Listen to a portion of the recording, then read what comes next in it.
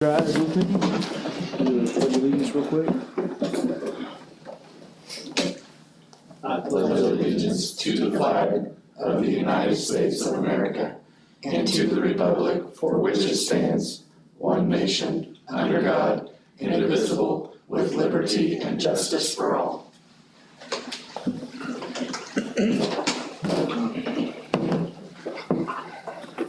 All right, I'd like to call the regularly scheduled board meeting for Wednesday, May 8th to order.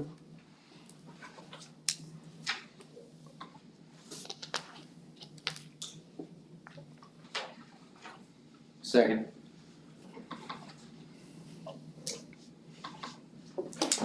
Tice. Aye. Lowmeyer. Aye. Parsons. Aye. Linton. Aye. Heppenstall. Aye. Peterson. Aye. Fagan. Aye. All right, I'd like to make a motion to adopt the agenda as presented. Second.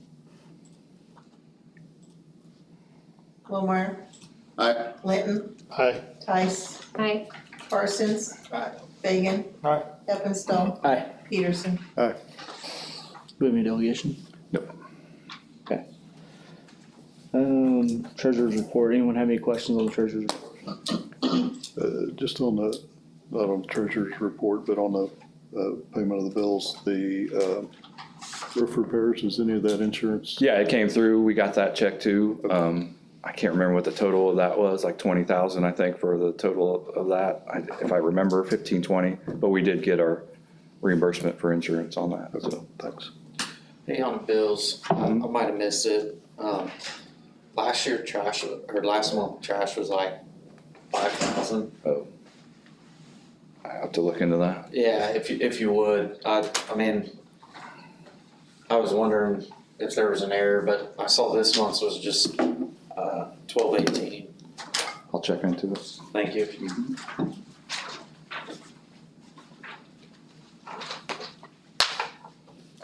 Any other questions? Nope. All right, I'd like to make a motion to adopt the board minutes of the regular board meeting of April 10th, 2023. There's no correspondence. Approve the treasurer's report of April 30th, 2024. Reimbursement of petty cash, elementary school $200, middle school $50, district office of $55, and the payment of the bills to be allowed in the total of $337,882.63 for May 8th, 2024, and the April 2024 payroll in the amount of $505,237.12. Second. Heppenstall. Aye. Fagan. Aye. Linton. Aye. Peterson. Aye. Lowmeyer. Aye. Tice. Aye. Parsons. Aye.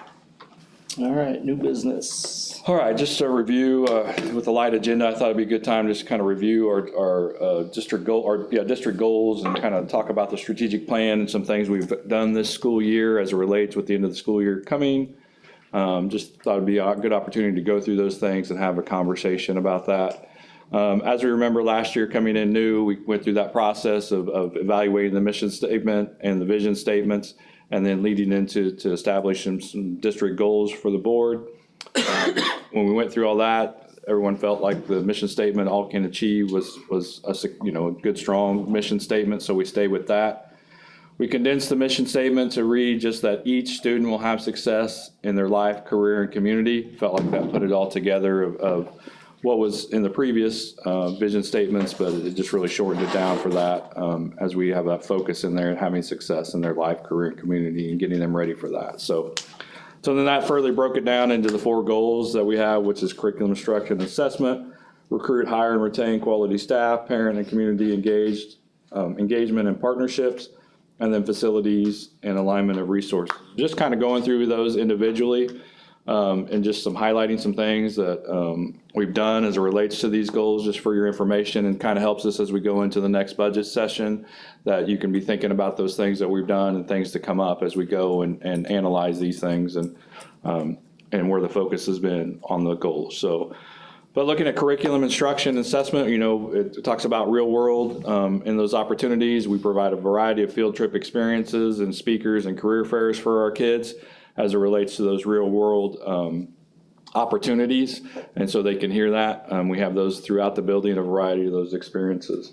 We have a number of those community partnerships with the career fairs and speakers with our local businesses and organizations that come in, and they provide support, and we know when we need something, we can go to them and get that support from the area stakeholders in that area. So, and looking at... Is that okay? Yeah, great. Can I chime in Yep. and add?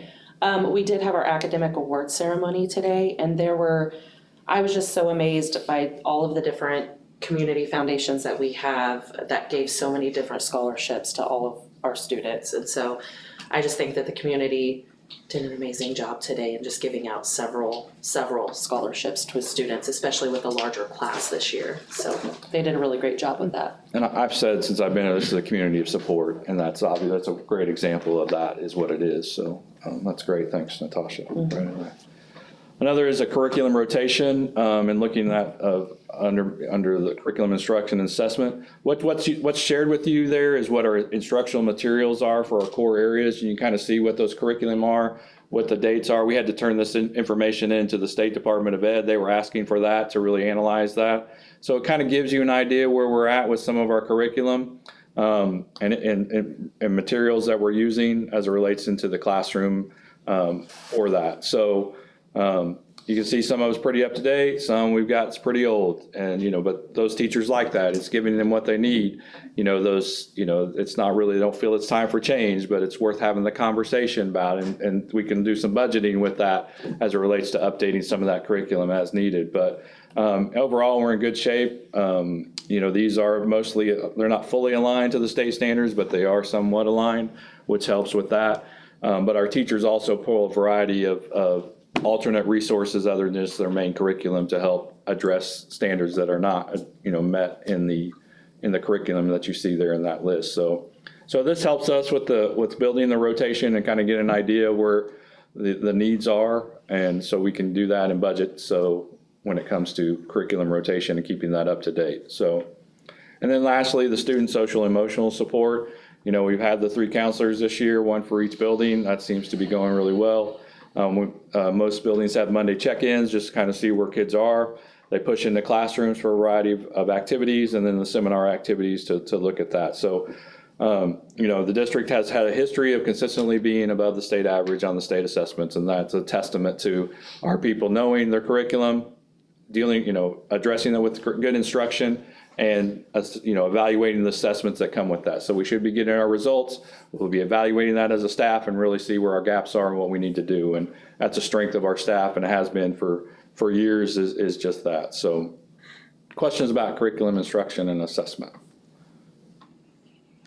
It's a focus of the next KISA cycle. I went to KISA today for an update, and really what it comes down to is just good instruction and what's the result of that. So we're in a great place with going into the next KISA cycle. We have some things we have to do, but if you really nail it down with this new KISA 2.0, it's really about instruction and what you're doing as it relates to assessment and curriculum. So we're in a great place for that and have been for a while. So the next goal was to recruit, hire, and retain high quality staff. The board encouraged a positive working environment. We do a lot of staff recognition. Our principal leadership and support is evident in the surveys that are given out, and how much the staff appreciate their hard work. And then that family first environment that we have in our district, and we know that, and we treat all our kids like our family, and that's throughout the building. But I think they appreciate that in the positive working environment. And also the employment portal, we added that last year. It just kind of really tightens things up and gives that professional look to that, and makes us look like we have it together with that. So I think it kind of sets a tone for the positive working environment. So the board recognized the compensation strategy that's competitive. Last year we added the 403B match plan for staff. We continue to have a competitive salary schedule compared to our neighbors and in the state for that matter. We had over 4% salary increase for certified and classified staff. And we also did increase the step $50 on the salary schedule for last year, or for this current year. And then we added additional steps at the master's 45 column, couple steps there. So I believe still needs to continue to be a focus on that. We have good people, and we should take care of them in that strategy, and So I believe we're doing what we need to do as we move into the next budget cycle, so. Relevant professional development, these are really building driven based on what the needs are for the building, and they provide that. And Lee, we do have some district stuff, but it's really building driven. They are allowed to attend a variety of professional development activities that they'd like to go. A lot of teachers don't like to be away from their classroom, so they don't attend a lot of professional development other than what's provided, which I understand. But they do have that opportunity to attend outside of the district if needed, so. And then just that time in our schedule that we provide for collaboration of our certified staff. Could it be more? I think so, but as we go through this is part of the next cycle that we'll be talking about in the accreditation cycle. There'll be, Keisha will be talking about collaboration and what does that look like best for our district. And so it's something we'll be talking about in the future, but those opportunities are provided. And then the early childhood resources was another focus of the board. We've done some things with that, expanding the preschool and the daycare, ultimately with the goal that at least every kindergartner has 1 year of preschool when they come to us is the goal there. So I'll have some information in my report about where we're at with that. But that was a focus of the board to do that, and we've started that process and working forward on that. So anything you guys have for recruit and hire? Any questions? One that's important all the way around is parent and community engagement and partnerships.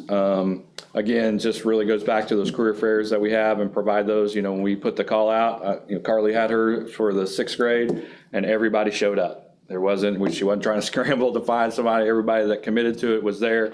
And, a lot of alum were a part of that, which was great to see.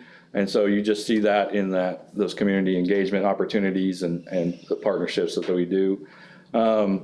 Some things for communication strategies. We've gone to a new district website. We know we need to do some updating and organizing of that, which we'll do this summer to make that more user-friendly, just transitioning off the old website and still into the new. We'll be using that for our mass communication as well, that website. And so it's a one-stop. Basically, we can put it to our social media, to the website, and we can send emails, notifications all out from one software platform, and it's just real easy. We don't have to do it in a couple places. So, but we still need to get that organized and a little more user-friendly, which we'll be doing this summer. So, mentor programs. We do have the Watchdog program that's gone on for a long time, which is just great to see those dads in the building and to do that. Again, it is opportunities for expansion. I couldn't think of anything else unless I'm missing something, but I know we've talked about it, but those opportunities are there, and we need to continue those as we go forward. After school programs are provided, but it's just really tough to get kids to go for whatever reason. We do provide them and be with the academic focus on that. But we do have limited participation, but we still continue to evaluate that and try to help kids as needed through after-school programming. So that's engagement and partnerships. Anything else? Questions?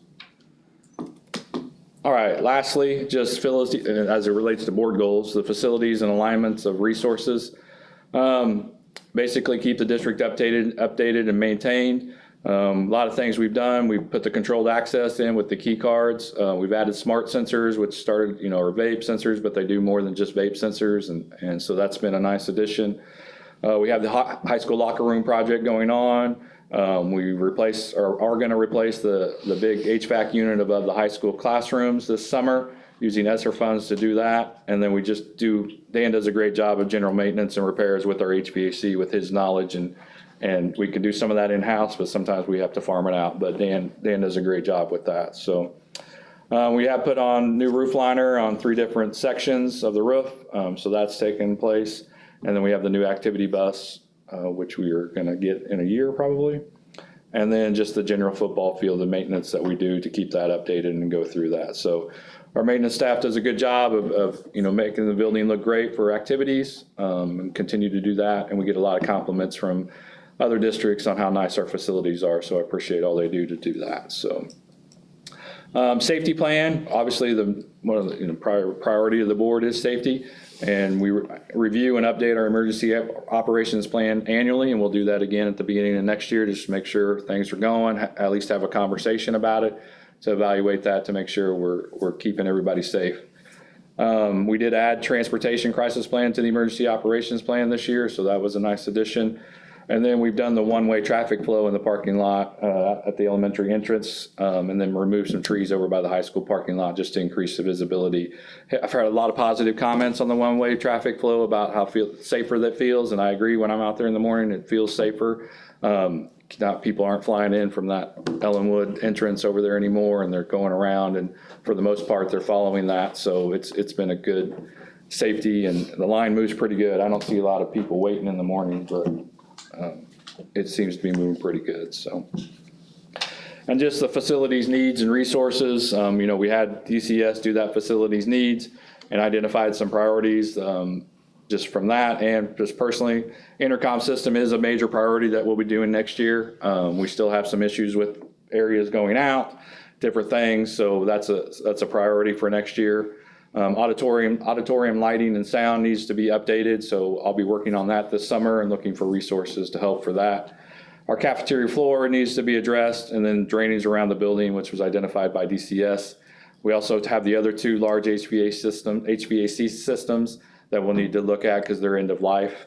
And then a roof schedule, and then some security window film that we've talked about, just haven't got done for just one way. You can see out, but you can't see in, and just liven those areas up a little bit. So we need to get that going too. So those are just some priorities looking into the future as we move into the next budget cycle. So any questions about district goals or facilities alignment resources? I'm kind of quick going through it, but it's just some things to highlight on there that we've done this year, so. Facilities wise, Ted, just a Yeah. quick question. I know a lot of schools have started putting devices on individual classroom doors for like a barricade Right. type thing. Do we have that on our doors? Well, we just got an Looking into update this? from the fire marshal last week or the week before. We did have the magnets that the doors could always be locked, but when the fire marshal came through, we had to take those out. Okay. Well, we got guidance from the state fire marshal that we can still use those, but they're only to be used when a room is occupied. So when the kids are in the classroom, we can have that, so quick remove, and the door can be locked pretty quick instead of going out and doing all that. So that's where we're at right now. Do we need to probably look at something maybe different? I don't know, but that's what everybody's used to, and they like that, having that. But if there's no occupancy in the classroom, those need to be removed, because the fire doors need to be able to stay shut. And if you have it occupied, they think somebody can remove that, so it'll stay shut in the event of a fire or whatever, but for a safety reason too, so. That makes sense. So those were placed back in a couple weeks ago, so we got those back in everybody's classroom, so. So just quickly on the Kansas CAN outcomes, it's always a focus, and I don't think they're going away. Just some general information for you, and just a couple years data that you can see with the graduation rate. In 22, it was 95.7. In 23, it was 92.1. State average is 88.7 as it relates to the 4-year cohort. And so you can see we're above the state average on that. And the next measurement is the post-secondary success. And we'll get into this more during the budget year, but basically what post-secondary success is basically documenting where your kids where they're at 2 years after they graduate high school. Have they earned a certificate of some time? Are they still in 4-year university, or are they working, not necessarily working in the field, but there's different things you can do on that. So based on a 5-year average, our graduation average for during this time period was 85%, where the state's was at 88%. The success average is basically, of those 85%, how many were still in or received some type of degree or certification 2 years after. And so that's 58%, where the state average is 56, and the state average was 58%. I believe we're going to see all these go up in the next 2 to 3 years based on things that are going on now. Then the 5-year effectiveness average is basically a ratio of your graduation average and your success average. And for the districts is 48%. But based on the predictive effectiveness rate, we should fall within that based on our district demographics. But as you can see, we're outside of that at 48%. So that's a good sign that we're going against our demographics to have success after they graduate. So, but again, I believe these numbers are going to start trending up, or will be consistently above the state average based on what's going on with the individual plans of study. Just a lot of different focuses that we're getting with opportunities for certificates while they're in high school and get ahead of the game for college credits while they're in high school as well, so. Academically prepared, you can see that information. We're consistently above the state average in academics. I look at that, the left column, the level 1, to see what our percent is in there, and that's where our focus is going to be as we move into, the next cycle, is getting that percentage down of kids in level 1. And you can see that compared to the state, we were below that in most areas, or right at in that. So, but that information is there for you to look at for performance levels on the state assessments in math, ELA, and science.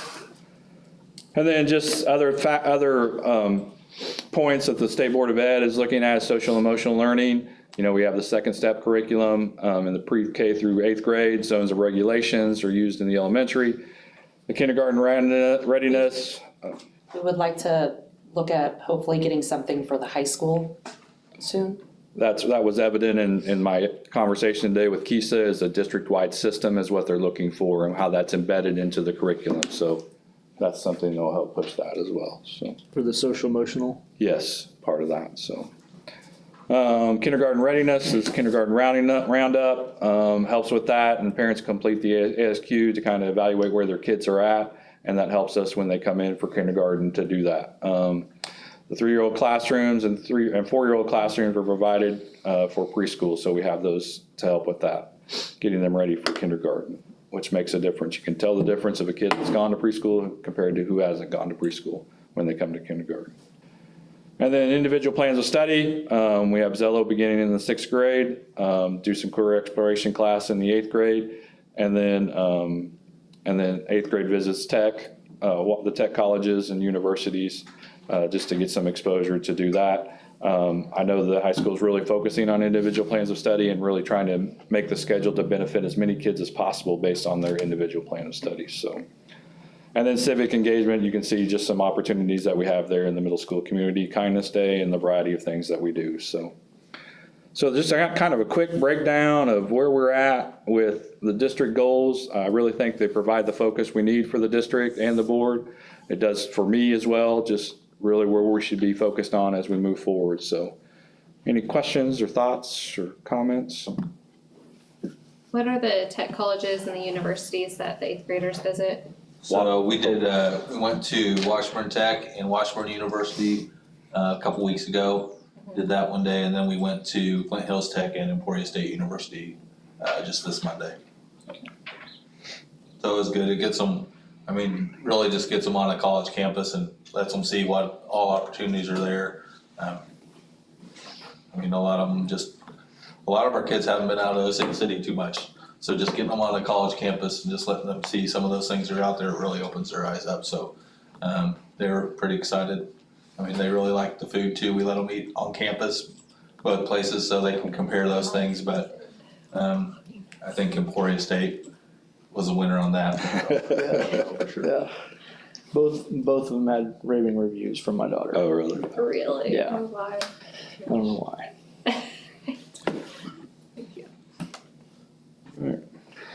All right. Any other questions? No action needed on that one. No, right? just information.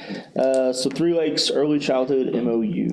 So each year annually, we have this MOU with 3 Lakes on preschool, and basically what this says is that we'll keep a 50% or less of ratio of IEP students to non-IEP students in those classrooms. If we go over that 50%, the district will be charged some of that categorical aid. I think we stayed right at 50%, if not less. Dina, do you know? I don't think we went over this year. I don't think so. And we're not gonna deny a kid because of this. If we have 1, we might bring them in, but we're not gonna bring in 5 to do that. But it's just basically saying we wanna keep that ratio down. So remember, we have 2 3 Lakes classrooms, and then we have the 1 classroom we have for ourselves with our staff. So we have we could she's certified, so she could take on sped kids if we needed to, and to help with those ratios as well. So it's a nice situation. So this is something we do annually, just with 3 Lakes. So when you say the ratio, you try to keep the ratio down. In my head, I'm thinking that means more students on IEP than students not on IEP. Right. You don't want more non-IEP students than because the services are really mainly focused on the IEP kids because of the 2 Three Lakes teachers that are running that classroom. Right, I can understand that. I think that I've heard from individuals that express concern because there are children that aren't 3 by the start of the school year that are able to get in because they're on an IEP. So I guess I'm trying to understand that. That's just their legal right to have that. I mean, as we go through that, and we could talk more about that in detail in another day. Okay. But that's, if they have that IEP and identified early, then they have obviously more opportunities because of Just that. gonna- Yeah, if there's space and to do that. But if there was space, then why wouldn't someone not on an IEP be in? Because of the ratio, to keep that ratio down, because we don't want to, flood the non-IEP kids in, so. So those are Three Lakes teachers, not district teachers for those classrooms. Probably looked at making them district teachers. Oh, that's what we're looking through this early childhood conversation. If we add a 4th classroom, which would that be us or Three Lakes? We just have to evaluate that. So again, the goal is to every kid at least has 1 year of preschool. Would we like to get them in early? Yes, but at least by 4th grade, 4-year-old, they've had that 1 year. So I can that's just something we have to evaluate. I get that and perfectly fine with it, but it just doesn't make sense when you weren't 3 at the start of the school year that you get a spot over someone that was at the age, but Yeah. just a question. Okay. How many are we missing out on? What's the sign up? For Is it still like, for our classroom, how many kids are we short, are signed up for that class? Well, for That are- 4-year-olds, we have an abundance of 4-year-olds, so we ended up having 4-year-old preschools for next year, 4? 4 of them. Okay. And that's like 43 students, I think, right now in those preschools, but we do leave some room in there because we know that there are 4-year-olds out there that probably have not come to any screenings Yeah, that will yeah. show up and say, hey, we wanna come to your 4-year-old preschool. Right now, that means then we only have 2 3-year-old preschools to offer for next school year, so we now have 8 students on the wait list for 3-year-old preschoolers. And Which- so how many did you have on the wait list on 3-year-old preschools this year? Oh gosh, was there like 10 to 12, I wanna say? So then. There was it's quite a extra few. long. Yeah. Okay, so now we have to Yeah. increase the 4-year-old, so probably next year will be the same thing where we may have to increase the 4-year-old to get all the students on the wait list, Right, to get them in for that year. Yeah, I mean, that's It's kind of just a trickle effect. the main goal is to get them in if they haven't been in, yeah.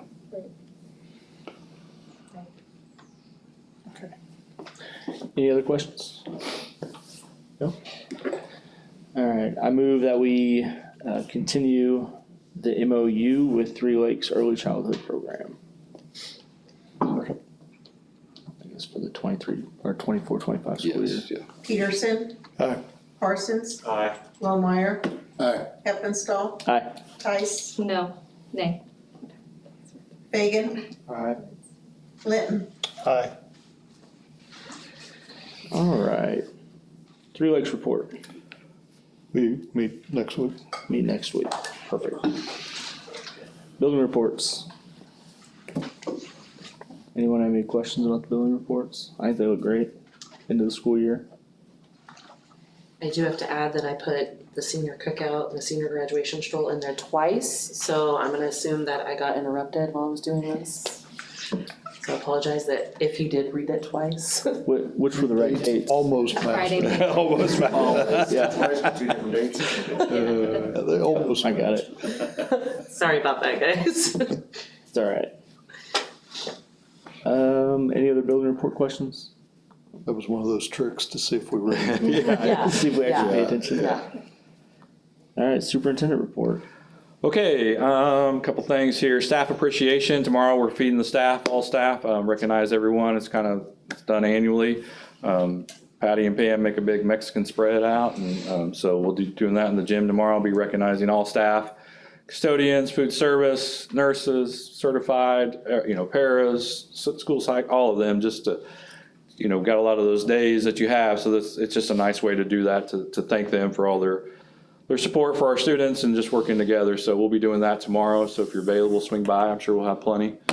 So we start about 10:50 and we'll be in the middle gym there, the middle school gym, feeding everybody. But we just want to thank everybody for all their hard work for our kids. And it's a nice gesture to do that. And I appreciate Pam and Patty for their efforts on that.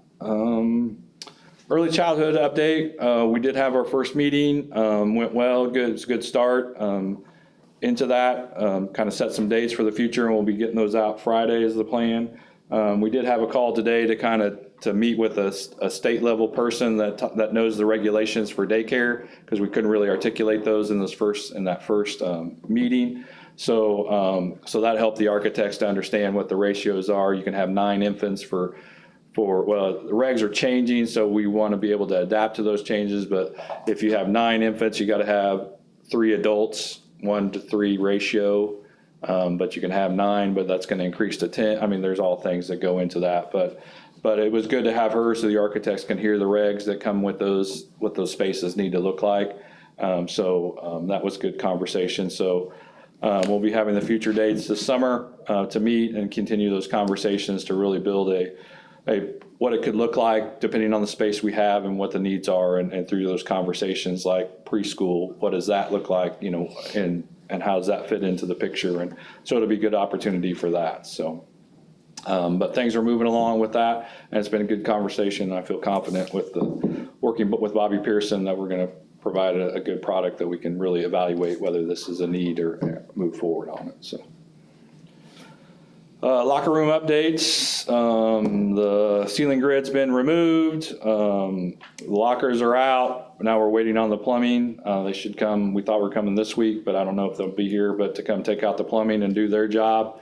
And then once plumbing's done, then they'll come back in and do the ceiling grid, get the new one put up. They'll start painting the wall, and then they'll epoxy that, and as well as and then that would pretty much be looking like mid-July is when that project will be done. So things are moving forward, but we're waiting for the plumbers to come and do their thing to update that space. So lockers will be the last thing to go in July, and so that's where we're at with the locker room. So budget, again, the board last month approved republishing the budget. We did get our final legal max in to make that, to allow us to move forward with that. So what we're going to republish, and we'll get that in the paper. To do that, we have to do that 10 days prior to actually doing anything on that.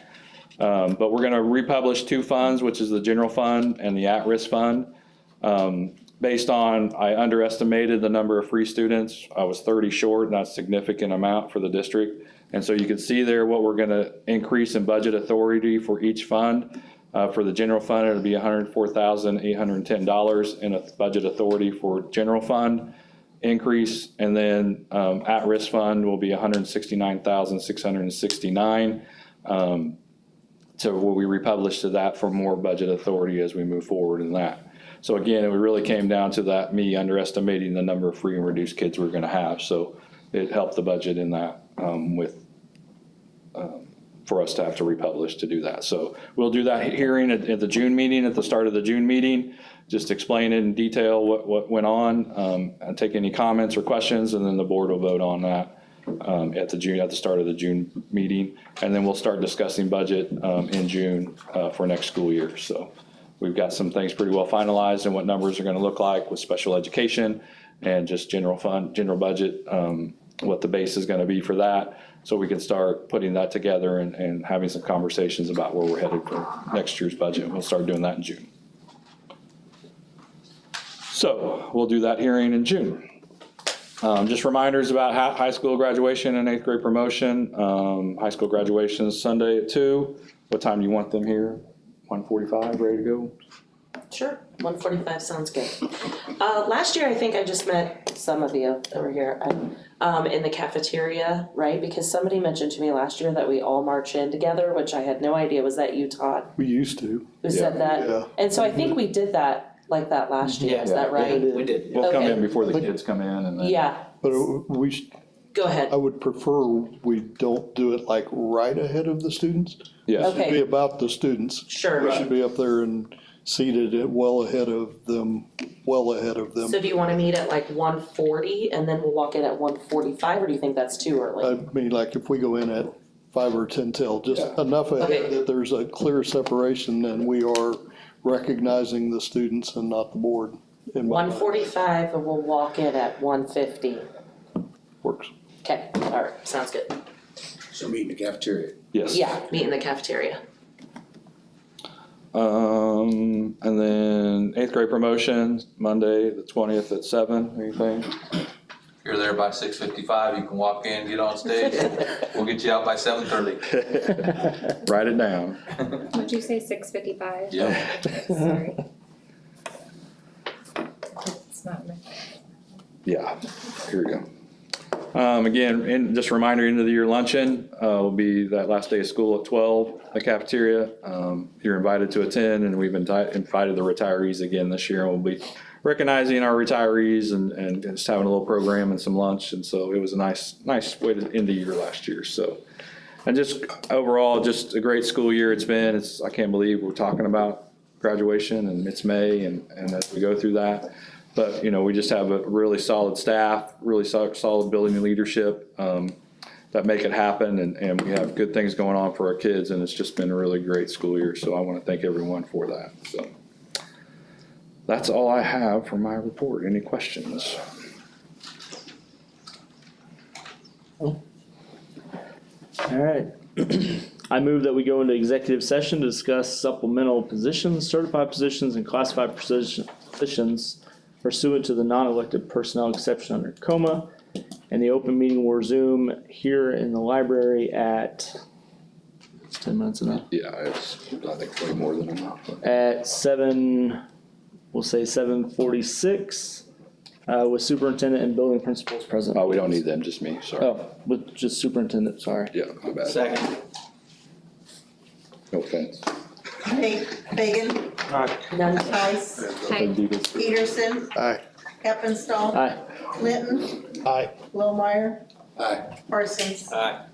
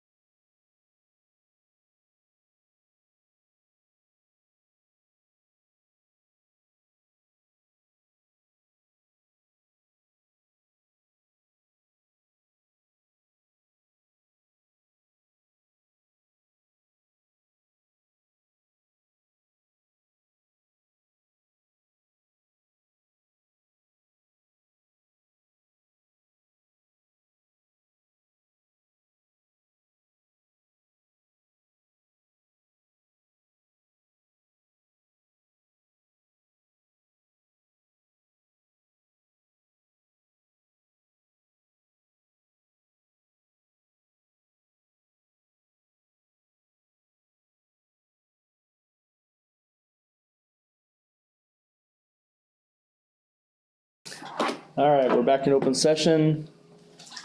I move that we accept the retirement of Deanna Jackson from food service. I also make a motion to bring on Peggy Ford as a fourth grade teacher, Andrew Gattenbein as a high school activities director, Jamie Keith as the high school volleyball assistant, and approving the certified staff for the 2024-2025 school year as presented. Second. Linton, Aye. Peterson, Aye. Heppenstall, Aye. Blomeyer, Aye. Parsons. Aye. Fagan. Aye. Tice. Aye. Make a motion, we adjourn. Second. Parsons. Aye. Heppenstall, Aye. Peterson, Aye. Tice, Aye. Fagan. Aye. Linton, Aye. Blomeyer. Aye.